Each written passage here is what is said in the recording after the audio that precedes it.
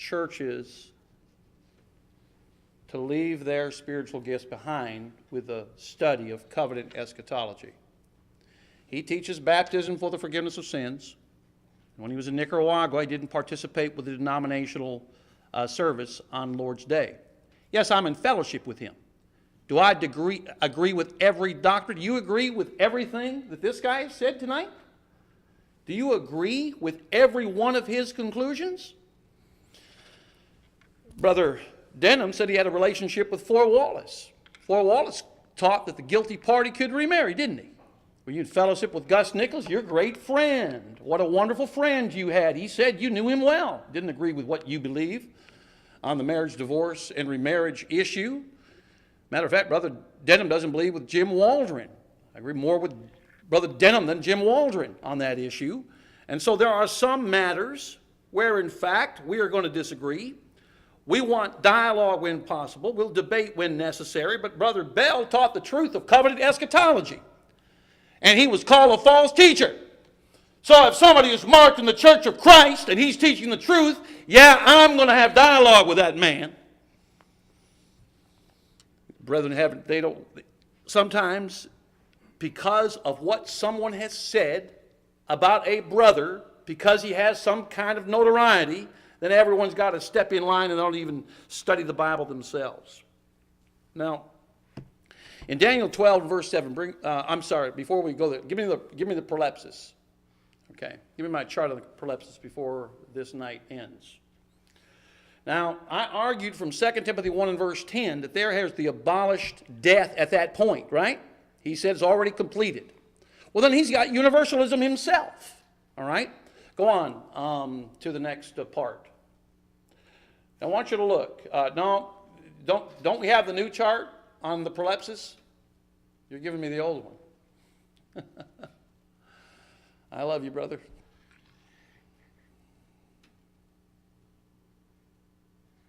All right. What we mean by a prolepsis is that something is stated as if it is already accomplished, though it is in the process of being accomplished. We say a dead man walking. We mean the results are inevitable. All right? We don't mean that he's actually dead. I'm affirming to you that salvation is like that. So they were saved, they were being saved, and yet salvation was coming. In Hebrews 9:28, he was going to appear a second time without sin unto salvation. In 1 Peter 1 verse 9, receiving the end of your faith, even the salvation of your souls. All right? No, that's not it. There we go. Is that it? Yes, okay. So they were saved. That should be Ephesians 2:8 and 9. They were being saved, 1 Corinthians 15, verse 2. And they would be saved. That should be Hebrews 9. Well, that's not the right chart either. All right. So they're in the kingdom. They're receiving the kingdom. And the kingdom was coming. Now, we'll do this later. I'm arguing the case that the kingdom increased. Jesus clearly taught that the kingdom increased. They were in the kingdom, Colossians 1:13. They were receiving the kingdom, Hebrews 12:28. And yet the kingdom was in their future in some sense. Jesus said in Luke 21:31, when you see these things come to pass, know ye the kingdom of God is nigh at hand. And so that answers 2 Timothy 1 and verse 10. Now, when I cited Green, by the way, Green on the aorist, all I'm saying is he said that it couldn't be used in the strict sense that sometimes the grammarians use. That's all I said about it. And I'm not arguing for every particular instance. I'm saying that's what he said, and he was a great scholar, was he not? Now, give me Luke chapter 17, please. Luke 17.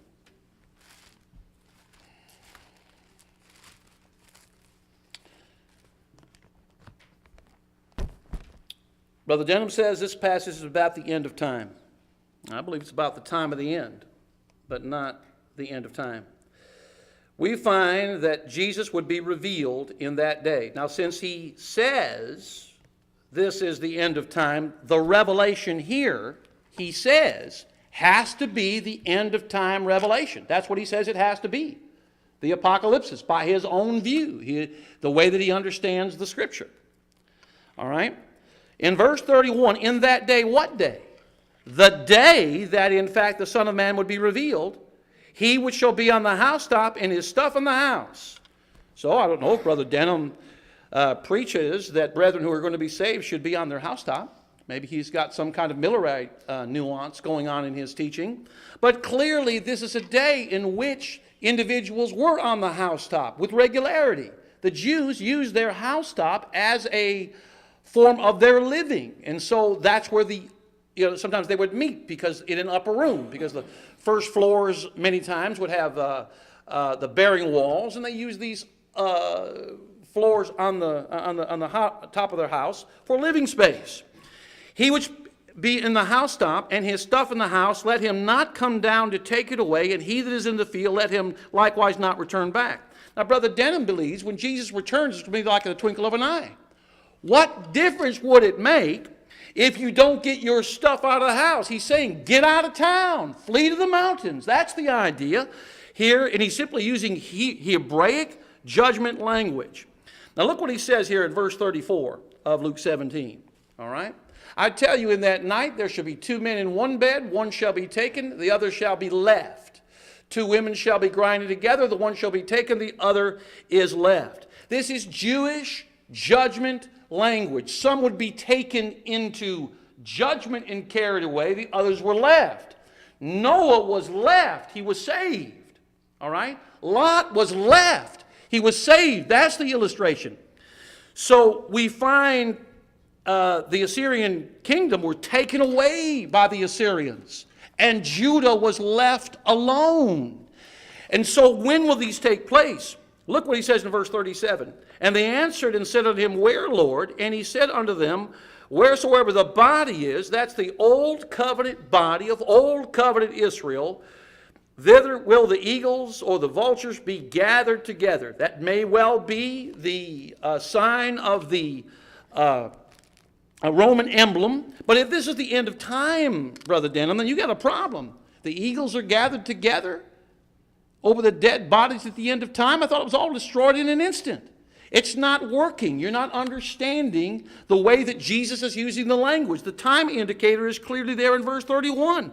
In that day, he which is on the housetop and his stuff in the house, let him not come down to take it away. That cannot be the end of time. It's the time of the end. It's when they fled to the mountains. It's Jewish language given by a Jewish prophet to Jewish people about a Jewish judgment coming. That's exactly what he's doing. Now let's have Matthew chapter 24. In all due respect, Brother Denham, this dividing of Matthew chapter 24, it just demonstrates a desperation that he is in. In Matthew chapter 24, in verse 34, Jesus clearly said, This generation shall not pass till all these things be fulfilled. Everything he just said would be fulfilled in that generation.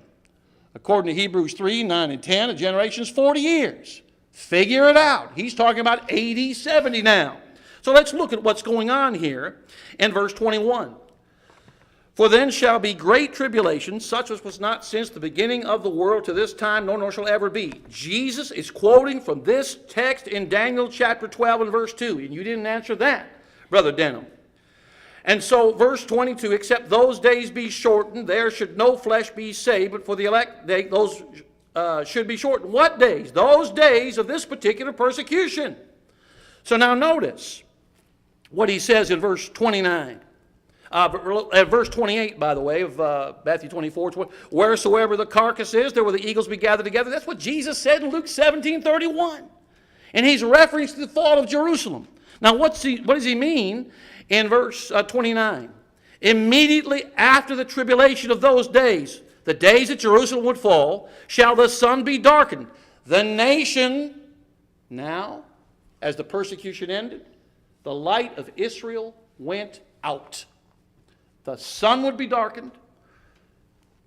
The moon would not give her light. The star shall fall from heaven. The exact same language was used in Isaiah 13 in the fall of Babylon. So here's the persecution, which leads up to the fall of the nation. That's exactly what he is arguing.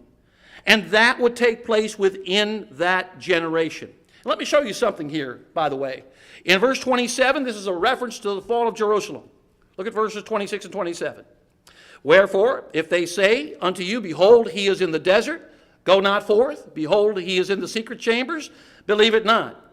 So Jesus is saying, don't believe in the false Christ. There were many false Christs. Josephus said there were near 20 of them, 24 of them that manifested themselves before Jerusalem fell. Verse 27, for as the lightning cometh out of the east and shineth even unto the west, so also shall the coming of the Son of Man be. And this is the parousia, the presence of Christ.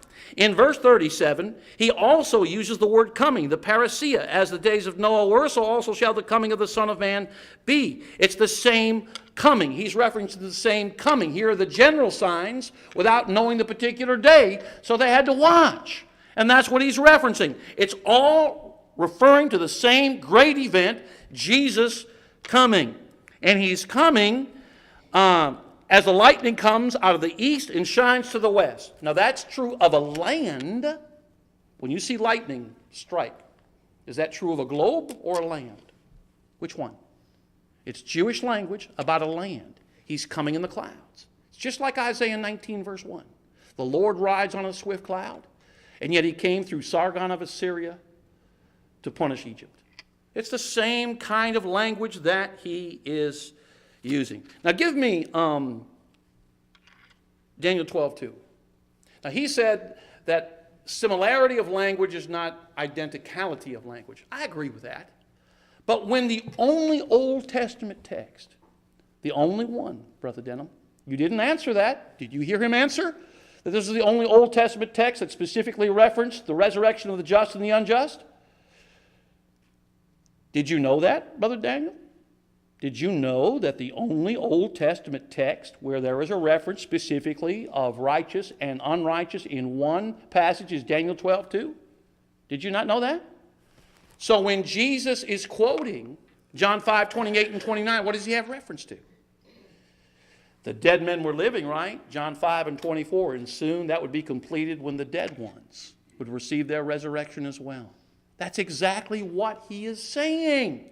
And when would it take place? At the time of the end. Now, I don't know if he believes that has any reference to a New Testament event or not. Now he says, now he's going way into the future, right? He's coming on back to the immediate context.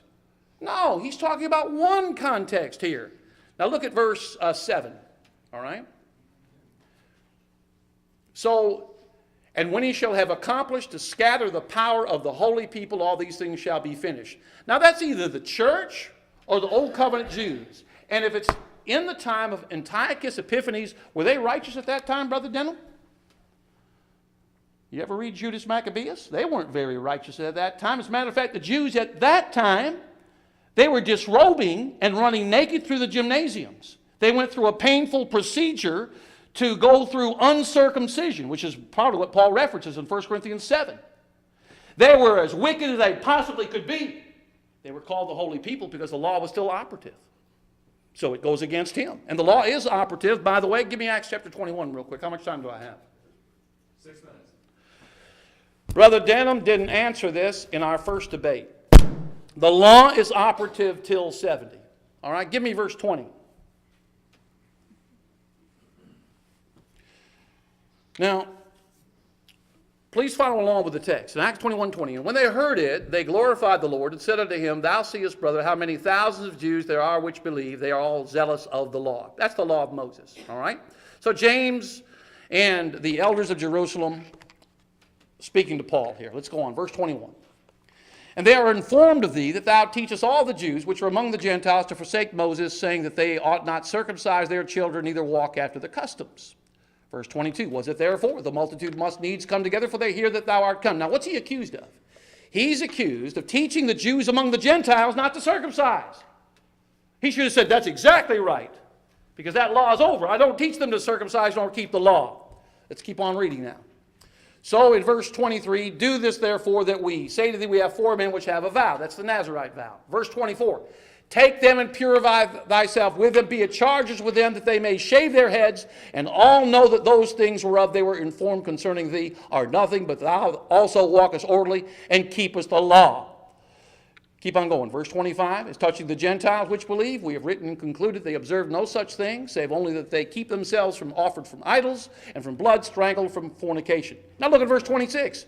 Then Paul took the men, and the next day, purifying himself with them, entered into the temple. Now Paul participates with the sacrifices, with the animal sacrifices in Acts chapter 21. Brother Denham believes he did so for influence sake. That's what he said. He cited 1 Corinthians 9 and 21. Now get what he's arguing. The law is abrogated according to him. But he's appealing to the law and actually participating in the sacrifices for influence sake. Well, Paul said, I follow me as I follow Christ. Can a man today participate with instrumental music for influence sake? If not, why not? And I don't want to say if not, why not. You should see the implication. The law of identity means A is A. You should be able to see that. If you can appeal to the law for influence sake and participate with the sacrifices, you can participate with instrumental music for influence sake. But not only that. You can also participate with polygamy. Because in fact, that was an Old Testament allowed practice, was it not? But not only that. You are able to participate with incense with the Catholic Church for influence sake. Now, Brother Denham, I want you to come up here and answer how a man participates with the animal sacrifices for influence sake if the law is abrogated. But if the law is the operating national civil law, then he is under the responsibilities of it, which could condemn him, but it just couldn't save him. Just like your speed laws. Ask yourself the question. A non-Christian goes 100 miles an hour through town in the school zone. Does he sin? Of course he does.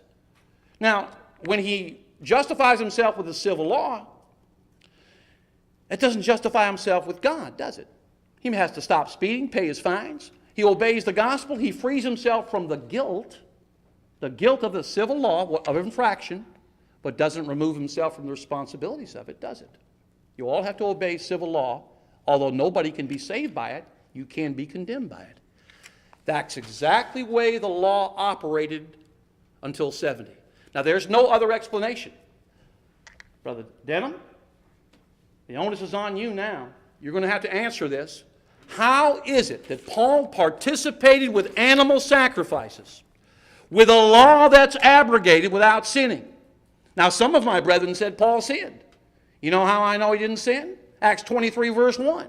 I have lived in all good conscience before God unto this day. Is Acts 23 past Acts chapter 21? Yes or no? Of course it is. Acts 21, by the way, proves our position. The law must have been in place till 70 because he participates with animal sacrifices. Now, Brother Denham says he did so for influence sake. So why can't we participate with animal sacrifices today? Why can't we use instrumental music for influence today? Matter of fact, his doctrine allows all of these things, if he's consistent with them. You see, but if the law is still operating, then God still has a holy people. And in fact, those Jews are still considered that holy people until the power is completely shattered, and the law was shattered in 70. 1 minute, thank you. Now, and there's not going to be an answer for this, by the way. He argued he did it for influence sake. You're going to have to change your position. Somehow you're going to have to answer this. How does Paul participate with animal sacrifices for influence sake? And from Dan to Beersheba, we'll talk about Dan to Beersheba a little bit, accusing me of somehow misusing Revelation 14:20. I did no such thing. And we'll get to that later in the debate. Give me Revelation 21:24, real quick. Revelation 21:24. Now, yes, in fact, Jesus is emphasizing the fact that he would be with his disciples to the end of the age. But he said also, everything that I've told you, you teach them all things, right? One of the things he told them is to teach all nations. You keep on teaching. The church is self-propagating forever. Look at Revelation 21:24. And the nations of them which are saved shall walk in the light of it, and the kings of the earth to bring their glory and honor into it. If that's heaven, how do the kings of the earth bring their glory into it? Thank you.